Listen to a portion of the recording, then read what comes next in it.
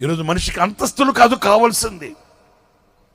ఈరోజు మనిషికి చేతికి ఉంగరాలు, మెడలో గొలుసులు, లేకపోతే బంగారు, వెండి, రత్నాలు, ముత్యాలు కాదు కావాల్సింది. గుప్పెడు గుండెకు సమాధానం కావాలండి. ఏం కావాలి చెప్పండి? ఏం కావాలి? గుప్పెడు గుండెకు సమాధానం.